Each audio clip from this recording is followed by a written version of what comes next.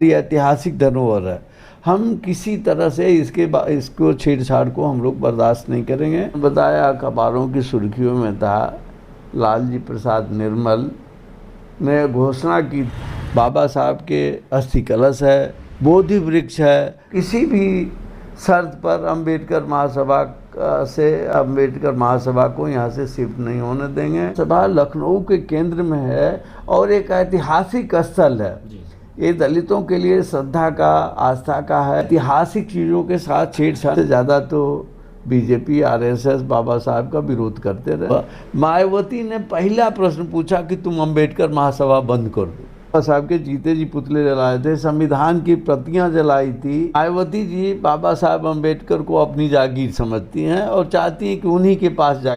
और आरएसएस ने तो बहुत वर्षों तक कभी भी तिरंगा झंडा अपने यहाँ नहीं फहराया था। संविधान जब बनाया जा रहा था तभी भी विश्व हिंदू परिषद, हिंदू महासभा ने इसका बहुत विरोध किया। अम्बेडकर महासभा की स्थापना कब और क्यों और कैसे और किन परिस्थितियों में की गई?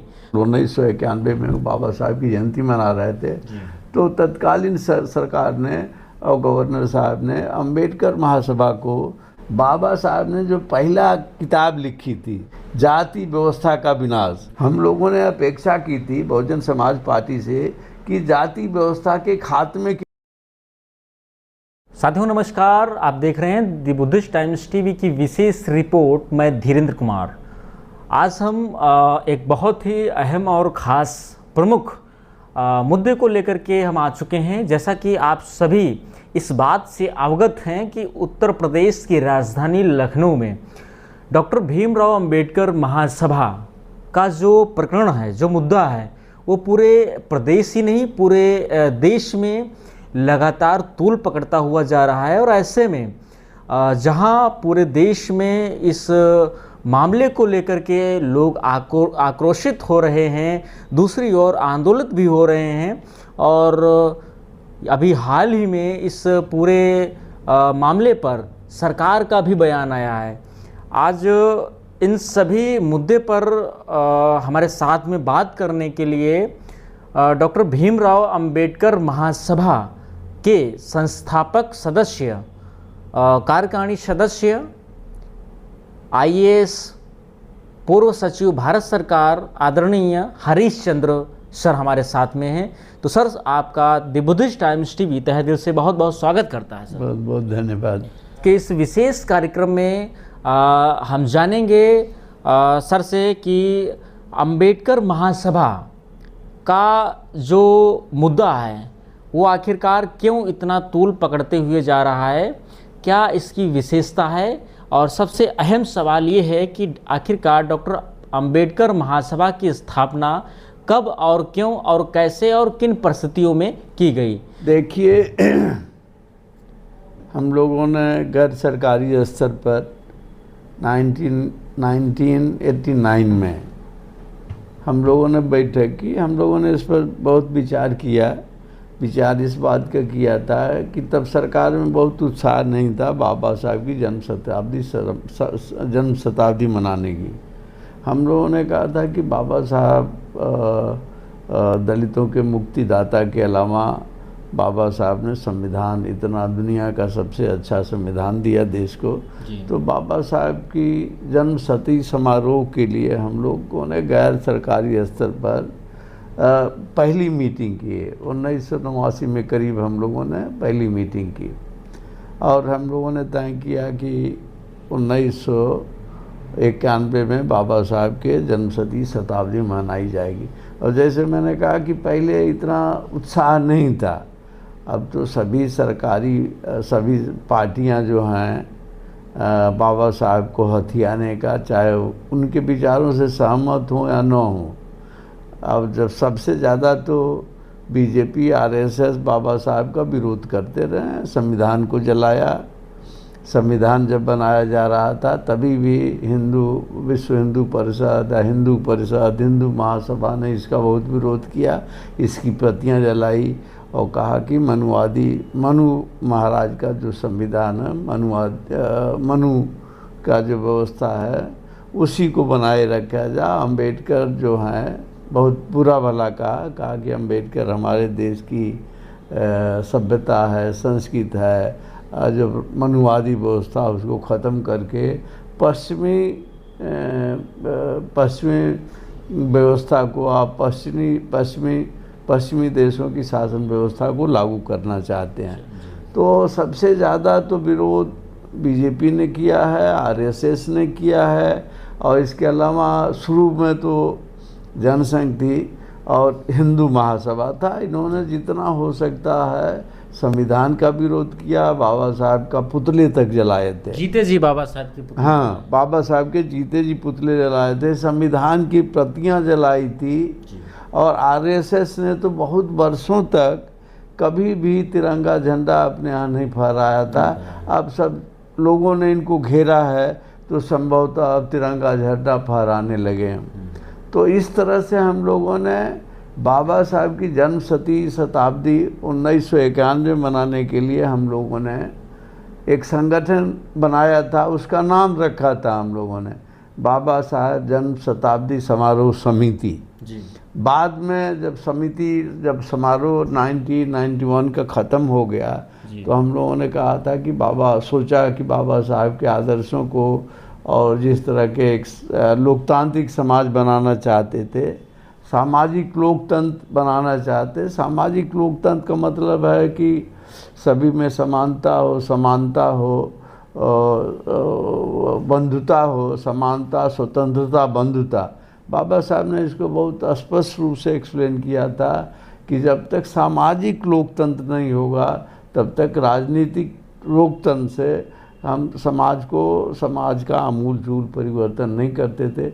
इसीलिए बाबा साहब ने संविधान का जब मसौदा दे रहे थे तो उस पर भी उन्होंने विस्तार से बताया कि सामाजिक लोकतंत्र क्या है।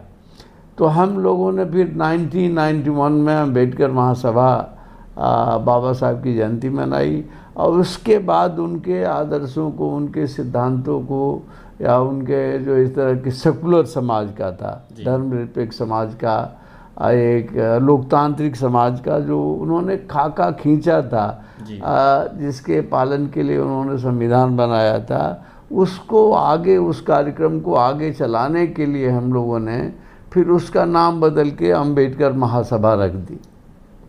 तो ये जो है अम्बेडकर महासभा के नाम की जो हकीकत है, जैसा सर ने बताया कि इस नाम को रखने के पीछे की वजह, अब हम जानेंगे कि डॉक्टर अम्बेडकर महासभा जो वर्तमान में बाबा साहब अम्बेडकर मार्ग यानी विधानसभा मार्ग स्थित ठीक विधानसभा के सामने अम्बेडकर महासभा है। और इस महासभा की खासियत ऐतिहासिक क्यों बन जाती है, ये राष्ट्रीय स्मारक क्यों बन जाता है, कैसे देखते हैं समाज के लोग बाबा साहब अम्बेडकर के करोड़ों चाहने वाले लोग?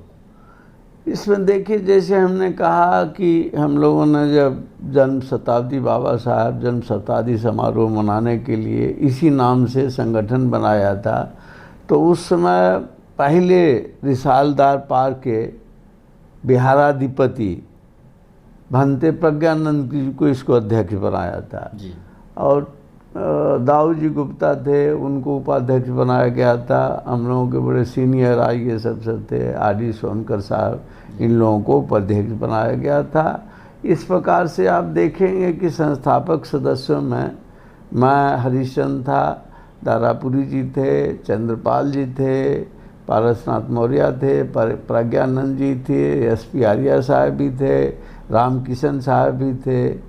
इसमें से अधिकांश तो इस दुनिया में नहीं रहे, लेकिन अभी भी कुछ गिने चुने लोग हैं जो अभी भी इसमें बहुत रूप से सक्रिय हैं। तो इस तरह से आप देखेंगे कि जितने सरकारी और गैर सरकारी क्षेत्र में थे, ये हम लोगों के दिमाग के ऊपर थी कि बाबा साहब ने देश को बहुत कुछ दिया। बाबा साहब ने दलितों की मुक्ति की लड़ाई लड़ी, तो बाबा साहब को याद करना, उनके सिद्धांतों को याद करना, उनके रास्ते पर चलना हम सभी लोगों का कर्तव्य है। इसलिए हम लोगों ने अम्बेडकर महासभा बनाई। आगे हम बढ़ेंगे।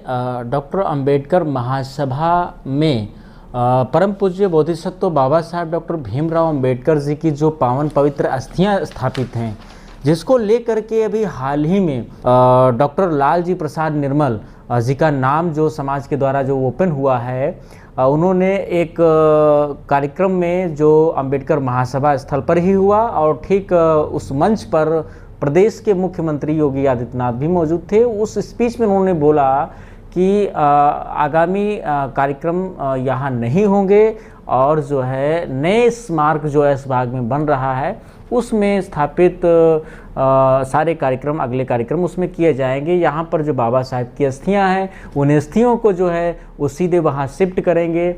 इसको लेकर के जब ये मैसेज समाज के बीच में गया तो एक बड़ा आक्रोश पैदा हो गया और इस आक्रोश ये लखनऊ की धरती अंबेडकर महासभा से जो है चंद लोगों के बीच से शुरू हुई, पूरे प्रदेश ही नहीं पूरे देश में जो है एक बड़ा जो है हिस्सा बन गया और इस हिस्से से इतना असर पड़ा कि बाबा साहब के जो परिवार, जो बाबा साहब का जो वंश है वो तक जो है यहाँ लखनऊ आए और जो है इस आंदोलन के वो हिस्सा बने और उन्होंने इसका कड़ा विरोध जताया।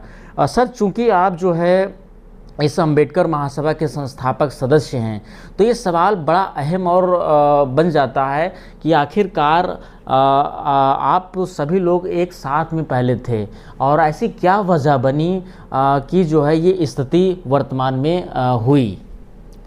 देखिए, अंबेडकर महासभा हम लोगों ने जब बनाई तो उस समय बाबा साहब की दूसरी पत्नी सविता अंबेडकर थी। उनका लखनऊ से बहुत जुड़ाव हो गया। आती थी कभी कभी तो 10 दिन 15 दिन तक रहती थी और उन्होंने उसी समय जब हम लोग 14 अप्रैल 1991 को बाबा साहब की जन्म शताब्दी मना रहे थे तो वो अस्थि कलश ले आई और कही कि हमारे पास अस्थि कलश है, मैं इसको सहर्ष आप लोगों को अंबेडकर महासभा के लिए दे दूंगी। और वही हम लोगों ने 14 अप्रैल 1991 को अस्थि कलश उसको स्थापित किया। फिर इसके बाद बोधि वृक्ष है, यहाँ श्रावस्ती से बोधि वृक्ष की एक टहनी मंगा करके, पौधा मंगा के शाखा, जब वहाँ के जब राष्ट्रपति थे के.आर. नारायणन साहब तो उनके द्वारा स्थापित की गई। अंबेडकर महासभा की देश विदेश में बड़ी ख्याति हो गई थी। सभी आदमी चाहते थे या गणमान्य व्यक्ति भी चाहते थे, विद्वान चाहते थे कि उनको अंबेडकर महासभा में आमंत्रित किया जाए और ताकि वो अपने विचारों को रख सके। हम लोग बिना किसी भेदभाव के, किसी पॉलिटिकल एफिलिएशन के, किसी पार्टी से संबंध हुए सभी सोच के विचार के लोगों को बुलाते थे। आप इसी से अंदाज़ा लगा सकते हैं कि हम लोगों ने तत्कालीन गवर्नर थे, उनको सत्यनारायण रेड्डी साहब थे, या बीजेपी के विष्णुकांत शास्त्री जी थे, श्री कल्याण सिंह जी थे, राजनाथ सिंह थे, राम प्रकाश गुप्ता जी, बहुत सारे लोग थे, रोमेश भंडारी साहब वगैरह थे। सभी को हम लोग आमंत्रित करते थे।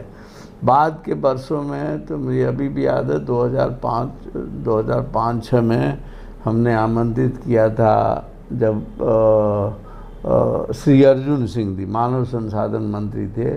उन्होंने पिछड़े वर्गों के लिए जब शिक्षा में रिजर्वेशन की व्यवस्था की थी तो उनका स्वागत करने के लिए, उनको सुनने के लिए हमने अंबेडकर महासभा में आमंत्रित की थी। मैं विद्युत विभाग में सचिव था तो सुशील कुमार सिंधे साहब थे तो उनको बुलाया था। यानी के.आर. नारायणन साहब थे, बालाकृष्ण साहब चीफ जस्टिस थे, ये सारे लोगों को हम लोग आमंत्रित करते थे। श्री तत्कालीन मुख्यमंत्री श्री राजनाथ सिंह जी जो रक्षा मंत्री हैं, उनको जब हमने आमंत्रित किया तब उन्होंने, उनकी कृपा से उन्होंने एक बहुत बड़ी कांस्य प्रतिमा, बाबा साहब की आदमकद प्रतिमा लगाई गई। उन्होंने ये भी कहा था, उसी काल में अफ़गानिस्तान में बामियान की पत्थरों में खुदी हुई भगवान बुद्ध की मूर्ति को ध्वस्त कर दिया था। तो उन्होंने कहा था कि हम इसमें बामियान इतनी बड़ी मूर्ति की यहाँ स्थापना करेंगे दुर्भाग्य से वो स्थापित नहीं हो पाई, लेकिन फिर भी आदमकद कांच की प्रतिमा उनके सहयोग से लगाई गई थी। और इसी से प्रभावित है कि उसके पहले जब हम लोग 14 अप्रैल 1991 में बाबा साहब की जयंती मना रहे थे, तो तत्कालीन सरकार ने और गवर्नर साहब ने अंबेडकर महासभा को 90-99 साल के लीज पर उस भवन को दे दिया था, अंबेडकर महासभा को। ये किस कार्यकाल में जो है सर ये भवन दिया गया? मुझे लगता है कि गवर्नर प्रेसिडेंट सत्यनारायण रेड्डी साहब थे, तो उनके कार्यकाल में, मुझे ठीक से नहीं याद आ रहा है। तो इस तरह से 99 साल के लिए उसको लीज पर दे दिया था अंबेडकर महासभा। अब देखेंगे कि फिर हर तरह के विचार के लोग आमंत्रित करते थे बिना किसी भेदभाव के। तो इस तरह से एक ऐतिहासिक स्थल हो गया, केवल शोषित पीड़ित वर्गों को, बहुजन समाज के लोगों के लिए केवल आस्था का ही नहीं है, बल्कि एक ऐतिहासिक धरोहर है जहाँ बाबा साहब का अस्थि कलश स्थापित है। मैं यहाँ एक बात का जिक्र करना चाहूँगा कि बाबा साहब का अस्थि कलश देश के 3 जगहों में है। एक तो चैत भूमि है जहाँ बाबा साहब का दाह संस्कार किया गया बॉम्बे में, इस दूसरी दीक्षा भूमि है, और तीसरी यहाँ लखनऊ के अंबेडकर महासभा में। मुझे अभी भी याद है जब वर्तमान प्रधानमंत्री जी श्री नरेंद्र मोदी जी आने को, तो गवर्नर हाउस से पूछा गया कि आपके यहाँ अस्थि कलश रखी गई अंबेडकर? मैंने कहा कि हाँ, हमारे यहाँ अस्थि कलश है। और प्रधानमंत्री नरेंद्र मोदी खुद रक्षा मंत्री के साथ आए थे, गवर्नर के साथ आए थे, वहाँ अपने श्रद्धा सुमन अर्पित किए गए थे। तो इस तरह से ये एक ऐतिहासिक जगह हो गई है। जब अस्थि कलश रहता है, जैसे मैंने कहा कि बहुत कम जगह पर है, जैसे आप भगवान बुद्ध का लीजिए, भगवान बुद्ध के जहाँ जहाँ अस्थि कलश स्थापित हैं, वो जैसे उनके जीवन से जितनी जिंदगी जुड़ी हुई हैं अस्थि कलश है, सब पर बहुत विहार बने हैं और लोग जाते हैं श्रद्धा सुमन। इसी तरह से एक केवल आस्था का ही प्रश्न नहीं है, बल्कि ऐतिहासिक धरोहर हो गई है, और अंबेडकर महासभा की हर कीमत पर रक्षा करनी चाहिए, उसको बनाए रखना चाहिए। मैंने सुना है कि सरकार, अखबारों में भी आया था कि ऐशबाग में एक बाबा साहब अम्बेडकर, जैसे मायावती जी ने बनाया है, वैसे बीजेपी की सरकार भी ऐशबाग में एक बाबा साहब अम्बेडकर सांस्कृतिक हाँ, कुछ इस तरह के सांस्कृतिक केंद्र बना रही है।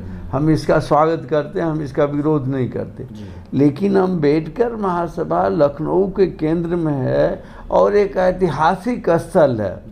ये दलितों के लिए श्रद्धा का, आस्था का है, ऐतिहासिक धरोहर है। ऐतिहासिक चीज़ों के साथ छेड़छाड़ नहीं होना चाहिए।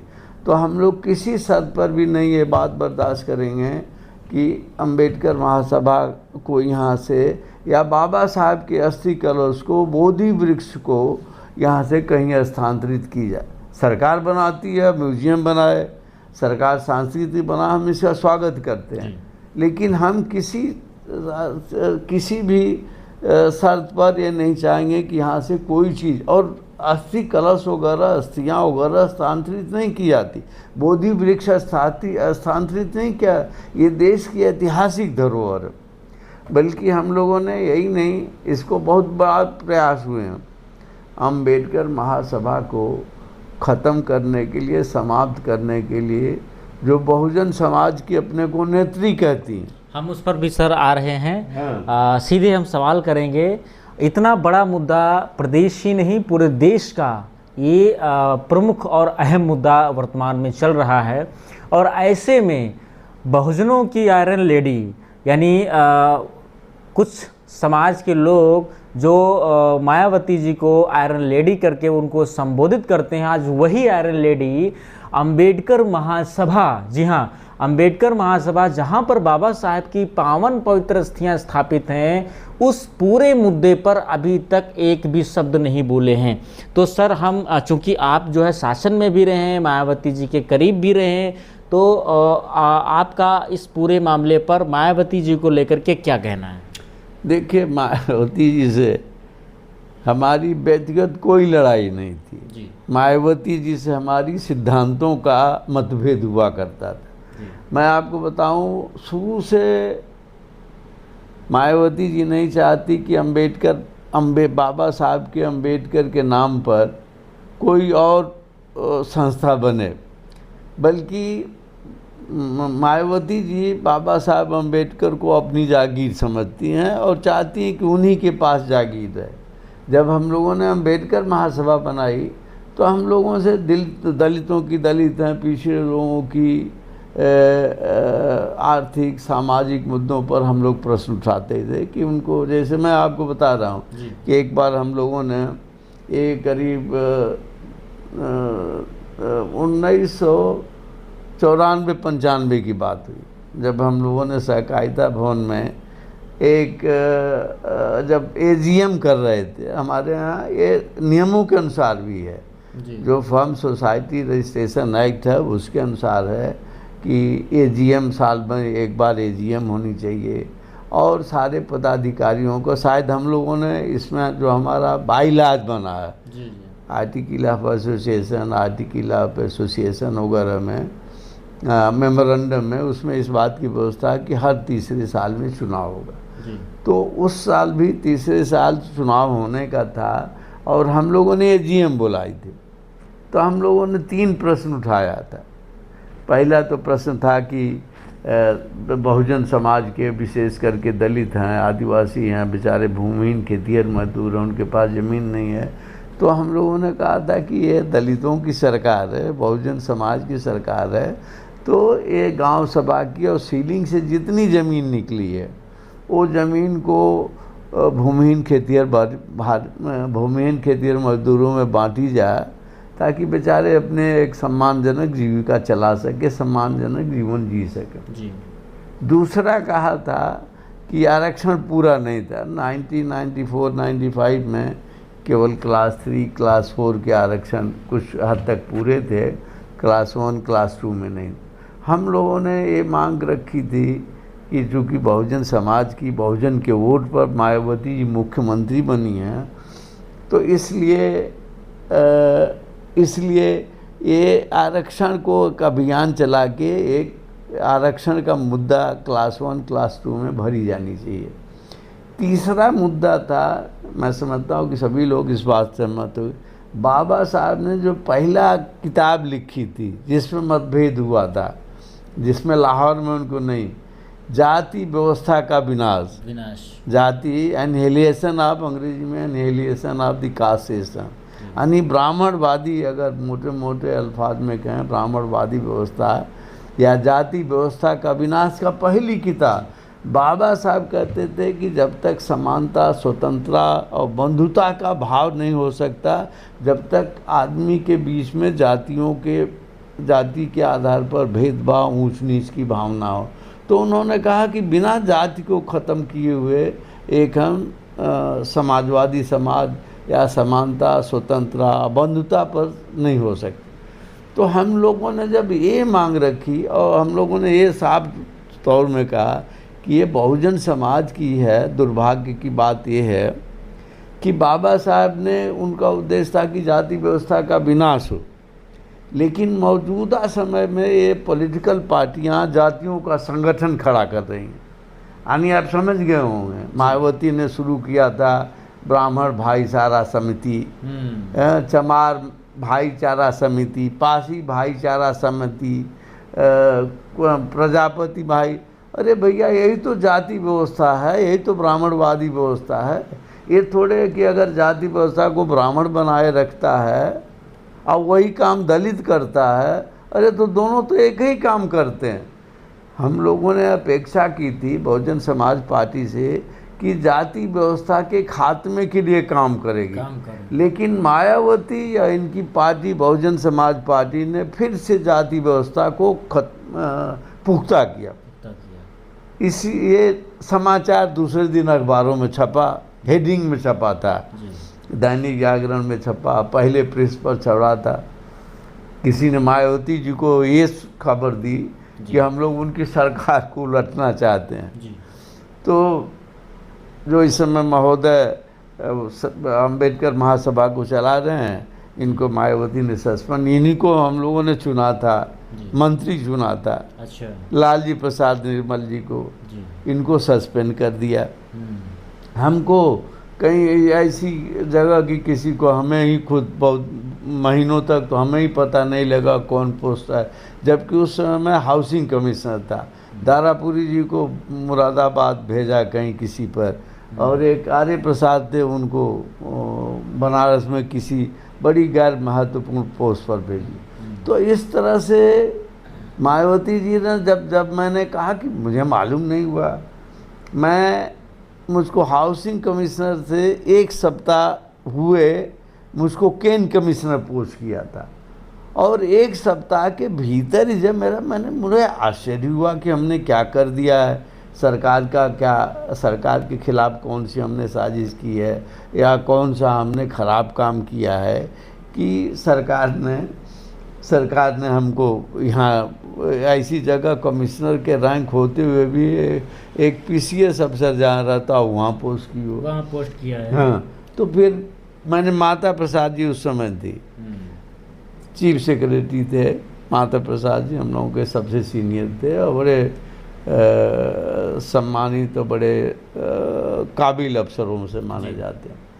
मैंने पूछा साहब क्या कर दिया हूँ कि वहाँ, तो उन्होंने कहा कि अच्छा मैं पुनिया साहब से कहता हूँ कि तुमको टाइम दिला दें।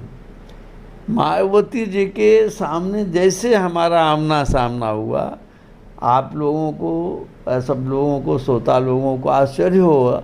मायावती ने पहला प्रश्न पूछा कि तुम अंबेडकर महासभा बंद कर दो। बहुत बड़ी बात आप सर कह रहे हैं। मायावती की ये शब्द कि अंबेडकर महासभा बंद करो, आपसे मायावती ने, तो मैंने पोलाइटली कहा, बड़ी नम्रता से कहा कि बहन जी, अंबेडकर महासभा के जो हम लोग प्रचार प्रसार करते हैं बाबा साहब के विचारों को, उससे तो आपकी पार्टी को लाभ होगा। मायावती ने कहा कि हमको लाभ आप नहीं चाहिए, तुम बंद कर दो, है ना जी। और मैंने बताया भी, उस समय बसपा की सरकार बनी थी, और काफ़ी जगहों पर जहां मैं पूरब का रहने वाला हूं, मऊ का, बसपा की 4 सीट, मैं नहीं कहता कि मैंने जिताया, लेकिन 4 सीट बसपा को मिली थी। आसपास के जिलों में, पूर्वांचल में अधिकांश सीटें बसपा ने जीती थी। तो मैंने फिर, जिस तरह से मैं वसूल सिद्धांत का आदमी, मायावती से कहा कि अंबेडकर महासभा मेरे बाप की कोई जागीर नहीं है, जिम्मेदारी नहीं है, हम बहुत सारे लोगों ने मिलके अंबेडकर महासभा खड़ा किया है जी। सरकारी नियम से मैं बंधा हूँ, सरकारी आचरण से, नियमावली से मैं बंधा हूँ। अगर आप कहेंगी कि तुम IAS में हो, इस्तीफा दे दो, तो मैं विचार करूंगा कि अंबेडकर महासभा में रहूं, अंबेडकर महासभा में रहूं तो IAS से इस्तीफा दे दूंगा। IAS में रखना है तो मैं चूँकि मेंबर हूं, और हम लोगों ने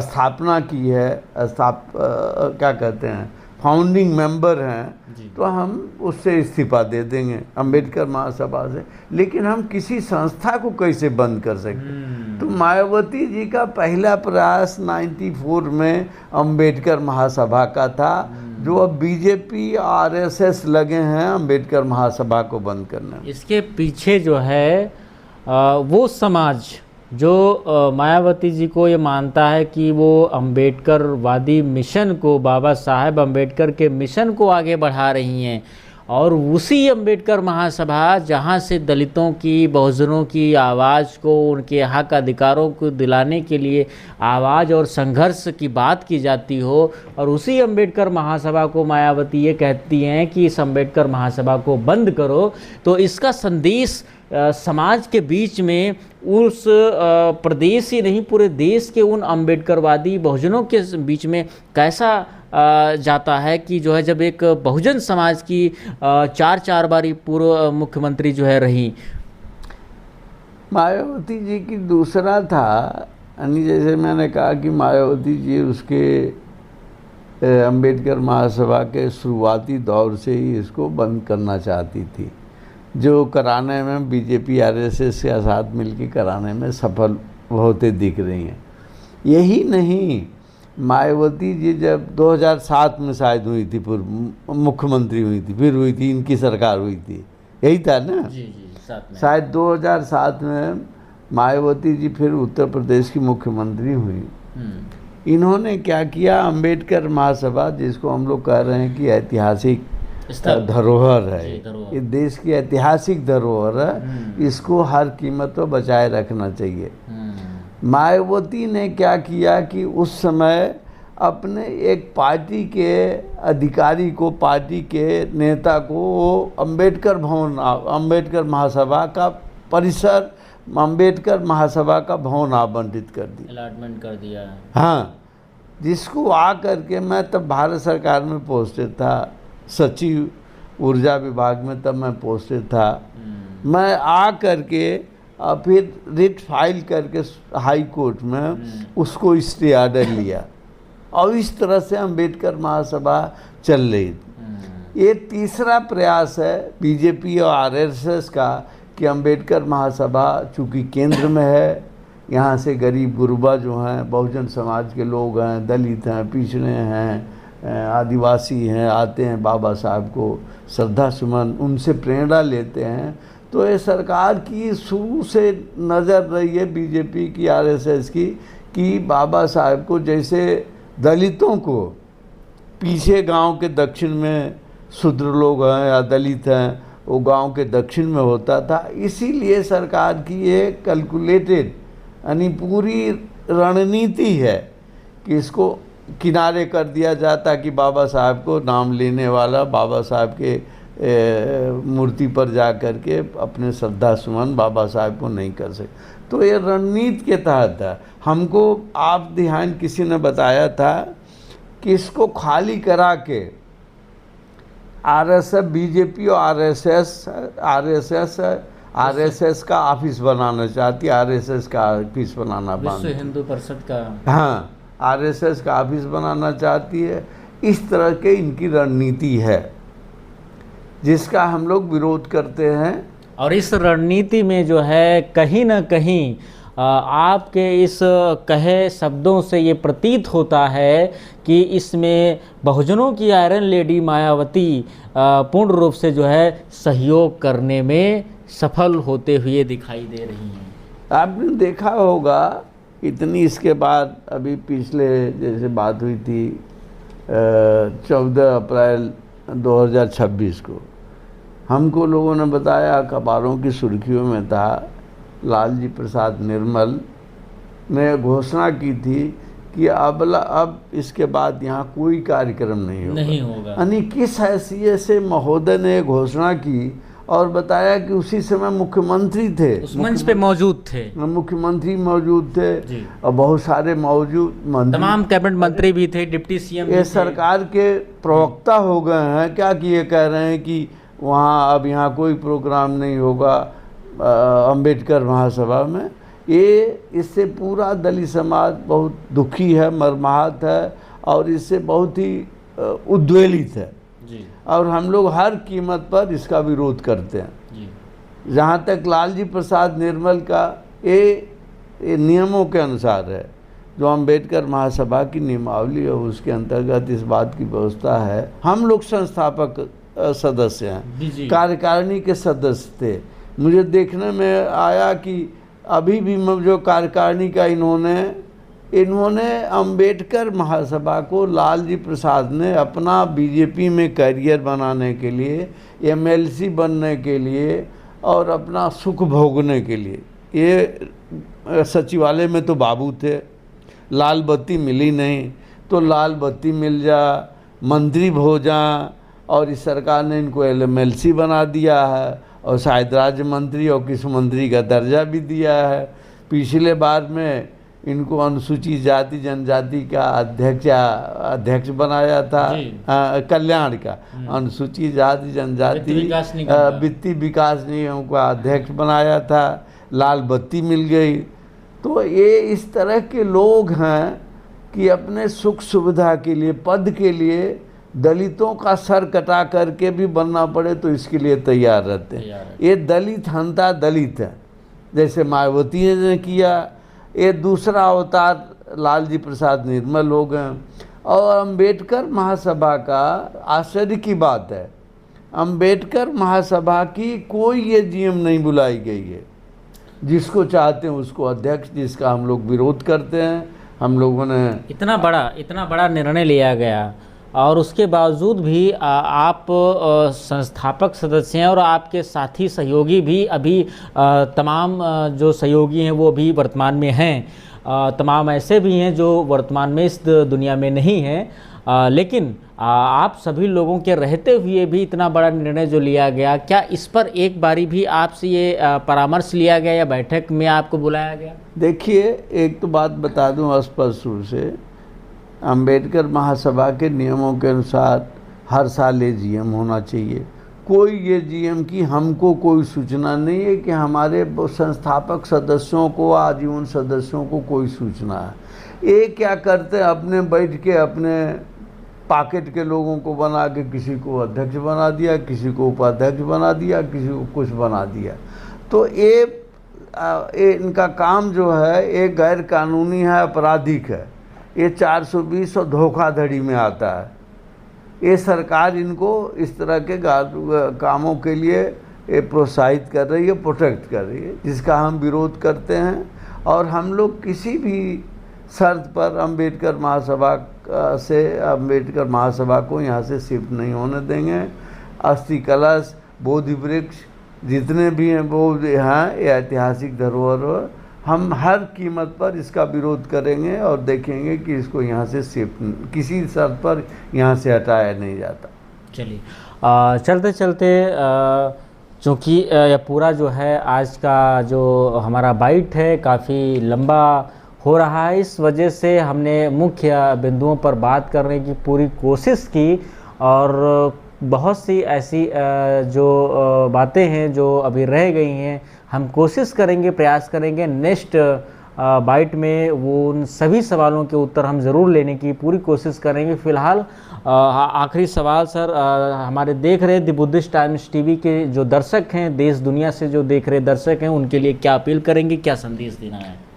देखिए, हम लोगों के लिए जैसे मैंने कहा कि अम्बेडकर महासभा चूँकि पहली बाबा साहब की जन्मशती समारोह मनाई गई है, बाबा साहब के अस्थि कलश है जो बहुत ही तीन जगहों पर है जो दुर्लभ है, बोधि वृक्ष है जहाँ भगवान बुद्ध ने बैठ कर के ध्यान लगा कर के वो ज्ञान प्राप्त किया था। तो हमारे लिए ये बड़ा महत्व का प्रश्न है, हमारे लिए ये हमारी ऐतिहासिक धरोहर है। हम किसी तरह से इसको छेड़छाड़ को हम लोग बर्दाश्त नहीं करेंगे। हम सरकार से मांग करते हैं, सरकार ऐशबाग में बाबा साहब अम्बेडकर संग्रहालय, सांस्कृतिक केंद्र बना रही है, स्वागत करते हैं, लेकिन किसी शर्त पर भी हम लोग अस्थि कलश और बोधि वृक्ष जो भी है वहाँ से अम्बेडकर महासभा के परिसर से 10 विधानसभा से स्थानांतरित नहीं होने देंगे। हम पूरी ताकत के साथ इसका विरोध करेंगे और ज़रूरत पड़ी तो हम जनता के बीच में जाएंगे पूरे देश में और लोगों को बताएंगे कि किस तरह से बीजेपी की सरकार, आरएसएस किस तरह से ये बाबा साहब के सारे यानी विडम्बना देखिए।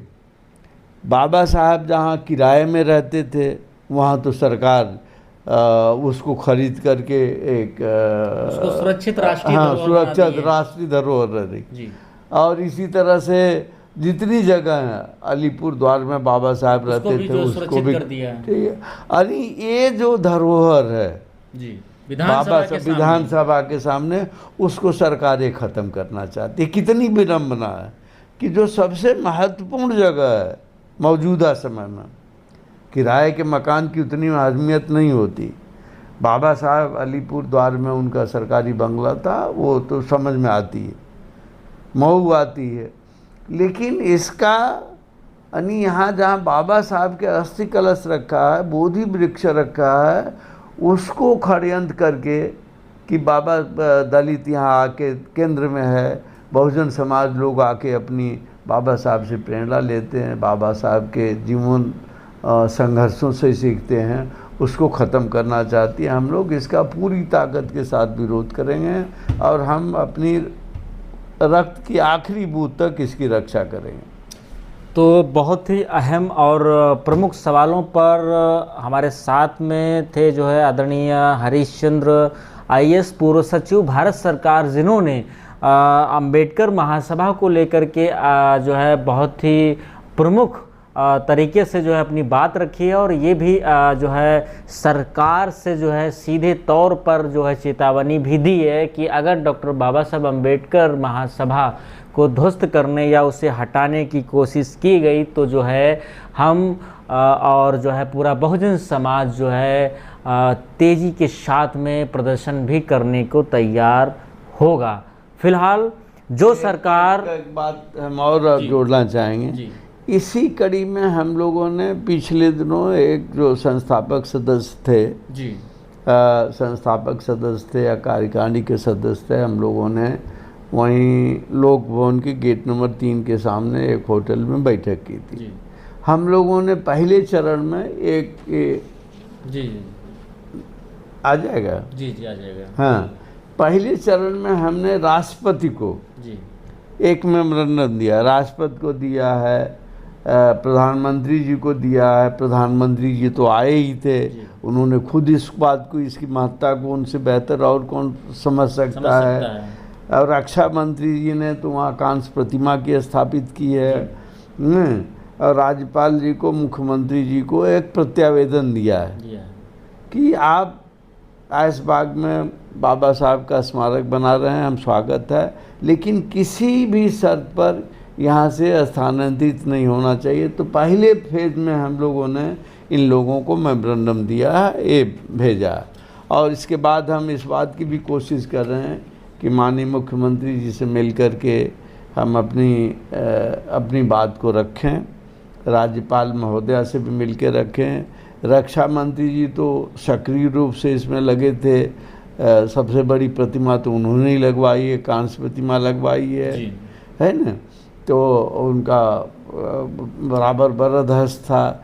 तो इस तरह से हम पहले फेज में इन लोगों से मिल कर के रिक्वेस्ट कर रहे हैं कि किसी शर्त पर अंबेडकर महासभा को यहाँ से हटाया नहीं जाना चाहिए। और विशेष करके बाबा साहब की अस्थि कलश और बोधि वृक्ष जो हमारे देश की ऐतिहासिक धरोहर है, उसको किसी तरह का छेड़छाड़ नहीं करना। तो पहले फेज में हम ये मेमोरेंडम दिए हैं और दूसरे फेज में हम इन लोगों से टाइम लेके मिलने का भी प्रयास करेंगे। जी, ऐसे में सर हम जानना चाहेंगे कि अभी पिछले दिनों 30 जून की रात में एक जो है अंबेडकर महासभा जो है की तरफ से जो है डॉक्टर लालजी प्रसाद निर्मल की फेसबुक वाल से एक पोस्ट आती है कि अंबेडकर महासभा में स्थापित बाबा साहब की अस्थियां यथास्थित जो है वहीं स्थापित रहेंगी और जितने भी ये जो हो रहे हैं ये बेबुनियाद हैं, कोई इनका जो है यहाँ पर ठोस वजह नहीं है, ये एक षड्यंत्र किया जा रहा है बदनाम करने का।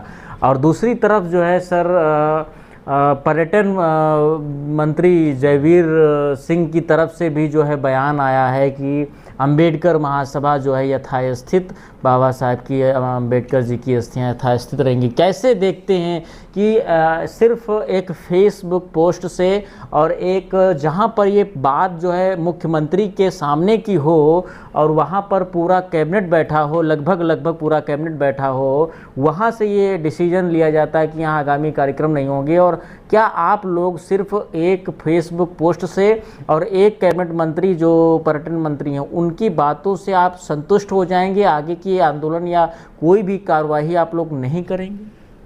देखिए, ये जो सूचना है इस तरह की फेसबुक को, वो लोगों को, बहुजन समाज के लोगों को भ्रमित करने के लिए की जा रही है। प्रेस नोट भी जारी किया है अंबेडकर प्रेस नोट, जो भी प्रेस नोट है, प्रेस नोट किया है, जारी किया है लोगों को भ्रमित करने के। ये बीजेपी की RSS की इसी तरह से काम करने का तरीका है। जब देखती है कि विरोध हो रहा है तो इस तरह से कि दलित या बहुजन समाज के लिए लोग चुप हो जाए, इस तरह के, ये झूठी है, इसमें कोई दम नहीं है। अब आंदोलन को शांत करने का एक तरीका कह सकते इसको आक्रोश को शांत करने का है। और इनका षड्यंत्र मुझे ये भी लगता है कि चुपके चुपके यहाँ से एक एक चीज़ों को वहाँ शिफ्ट की जाए। एक केवल दलितों को बरगलाने का है प्रश्न।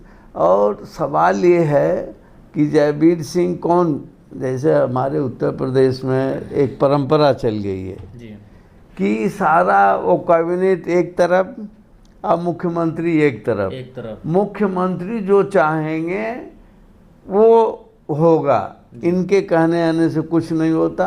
एक केवल लोगों को बरगलाने का एक तरीका है, अंधेरे में रखने का तरीका है, ताकि विरोध शांत हो जाए और चुपके से इसको अस्थि कलश और बोधि वृक्ष को, यानी बोधि वृक्ष तो बड़ा पेड़ है बताइए, उसको भी कितनी उसकी सैंक्टिटी है, यानी जो इसके बावजूद कि बोध गया में बोधि वृक्ष है उसको कितने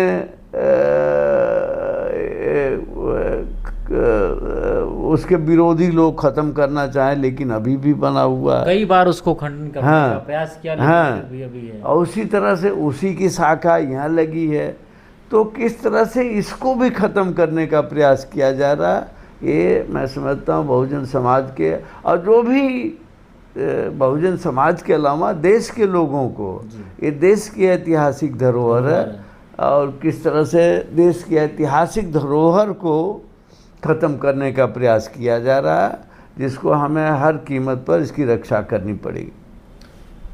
तो बहुत ही अहम सवालों के उत्तर जो है सर ने दिए। अब सवाल ये उठता है कि जहाँ एक और नरेंद्र मोदी सरकार, योगी आदित्यनाथ सरकार लगातार डॉक्टर बाबा साहब अम्बेडकर जी के राह पर चलने की बड़े बड़े वादे कर रही है, और उनके नाम पर योजनाएं, उनके नाम पर तमाम जो है कार्य कराने का काम कर रही है सरकार, तो ऐसे में जो है उत्तर प्रदेश की विधानसभा के सामने, विधानसभा के ठीक सामने अम्बेडकर महासभा को जो हटाने का जो षड्यंत्र रचा जा रहा है, जहाँ पर बाबा साहब की अस्थियाँ भी स्थापित हैं, उसको भी हटाने का जो षड्यंत्र रचा जा रहा है। अब ये देखना बड़ा दिलचस्प होगा कि एक तरफ पूरे देश में इसका बड़ा आक्रोश आंदोलन के माध्यम से जो है किया जा रहा है। इसे बचाने के लिए समाज लगातार जो है प्रयासरत है। राष्ट्रपति को, प्रधानमंत्री को, मुख्यमंत्री को, गृह मंत्री को, रक्षा मंत्री को इत्यादि, राज्यपाल को, तमाम लोगों को अवगत भी कराया गया है और आगे भी कराया जा रहा है। अब देखना बड़ा दिलचस्प होगा, क्या यह वही सरकार जहां बाबा साहब अम्बेडकर जी लंदन में किराए से रहते थे, उस स्थल को जब ये सरकार खरीद करके उन्हें सुरक्षित और राष्ट्रीय अंतर्राष्ट्रीय धरोहर बना सकती है, तो आखिरकार अम्बेडकर महासभा जो विधानसभा के सामने जहां पर बाबा साहब की अस्थियां स्थापित हैं, उसे यथास्थित हमेशा के लिए उसे सुरक्षित क्यों नहीं कर सकती है। और अभी तक जिस मंच से जो है मुख्यमंत्री योगी आदित्यनाथ बैठे थे, उनके करीब आधे से ज़्यादा दर्जन जो है कैबिनेट मंत्री बैठे थे, डिप्टी सीएम बैठे थे, तो सिर्फ 2 लोगों को एक फेसबुक पोस्ट के माध्यम से और दूसरा पर्यटन मंत्री के माध्यम से इस पूरे मामले को ठंडे बस्ते में समाज कैसे डाल सकता है। अब देखना बड़ा दिलचस्प होगा, क्या इस पूरे मामले पर मुख्यमंत्री क्या एक्शन लेते हैं, क्या वो खुल करके सामने आते हैं। फिलहाल आज के लिए बस इतना ही। नमस्कार, धन्यवाद।